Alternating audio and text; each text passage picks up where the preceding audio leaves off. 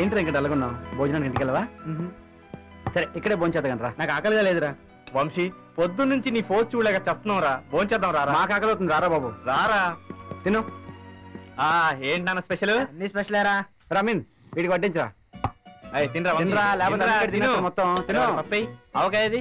ఏరా ఏం చేస్తున్నారు? అట్లా స్నానం చేస్తున్నాం. నువ్వు తక్కువ కదరా. ఏంటి ఐటమ్స్?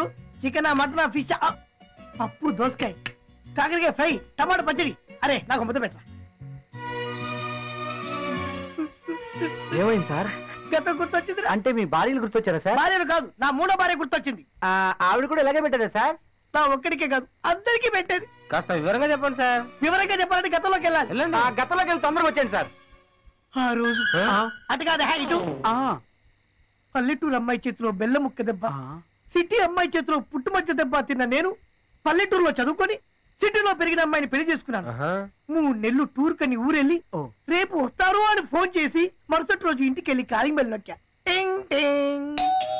ఎన్నాలో వేచిన ఉదయం ఈనాడే ఎదురవుతుంటే ఇంకా తలుపు తీయదేమి నా పెళ్ళం వెళ్ళిందిదేమి.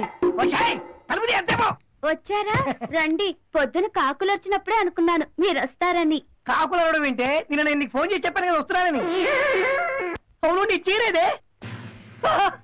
ఎవడాడు బట్టలు వేసుకుంటాడు ఇంట్లో? ఆ బట్టలకి ఎవడాడు? అయ్యో పేరడగడం మర్చిపోయానండి.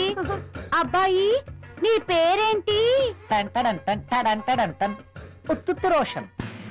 నేనేమన్నా తప్పు చేశానండి? నీ తప్పు వాడి తప్పు వస్తం లేదే.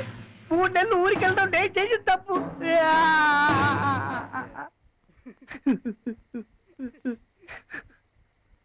ఇదేట్రా? సార్ పక్కింటి ఆయన క్యాంప్కి వెళ్ళాడని తెలిసి కాలింగ్ బెల్ నొక్కడానికి వెళ్ళాడు.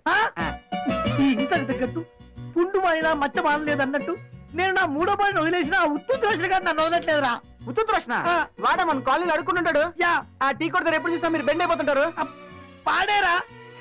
నా సొంత పాయింట్, నా సొంత షర్టు, నా సొంత గ్లాసులు పెట్టుకొని నన్నే రూపాయలు ఇమ్మని అడుగుతుంటాడు రా. ఇంతకంటే ఇంతే ఉండదా? చాలా దారుణం. అసలు మీ ఆలోచన విధానమే రాంగ్ సార్. మీకు నచ్చిన అమ్మాయిని పెళ్లి చేసుకోండి, అంతేగాని పల్లెటూరు అమ్మాయిలతో అలా ఉంటారని సిటీ అమ్మాయిలతో ఇలా ఉంటారని అని అనుకోవడం తప్పు సార్. ఈసారి మంచి మనసుతో పెళ్లి చూపులకు వెళ్ళండి. ఆవిడే మీతో జీవితాంతం తోడుగా ఉంటుంది. నువ్వు చెప్పింది చాలా బాగుందయ్యా. రేపే పెళ్లి చూపులకు వెళ్తున్నాను. నన్ను కూడా తోడరా మాట. బాయ్ నాన్న.